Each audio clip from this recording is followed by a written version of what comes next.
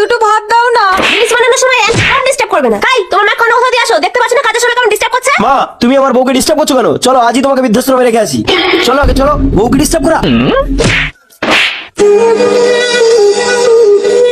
বৌমা নিজের খেয়াল দেখো আর নাতিটাকেও লক্ষ্য রেখো।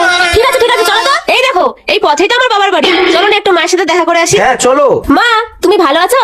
এ নাও মিষ্টি নাও, তোমার জামাই মিষ্টি এনেছে। বাবা তোমার মা কেমন আছে? মা তুমি জানো আজ আমার শাশুড়িকে আমি বৃদ্ধাশ্রমে রেখে এসেছি। এই দেখো অনেকদিন তো হয়ে গেল, চলো মায়ের সঙ্গে একটু বৃদ্ধাশ্রমে দেখা করে আসি। মা তুমি এখানে? কেন রে হারামজাদি, আমাকে দেখে কি অবাক হচ্ছিস? আমিও তো তোর শাশুড়ির মতো বৃদ্ধাশ্রমে থাকার বয়স পেয়ে গেছি মা। তোমাকে বলি বাবা, সবসময় বউয়ের আবদার পূরণ করতে নেই। আমি নেই না শয়তানের জন্ম দিয়েছি, তোমার মাও কি শয়তানের জন্ম দিয়েছে? যা তোরা যা, আমরা বৃদ্ধাশ্রমে অনেক ভালো আছি।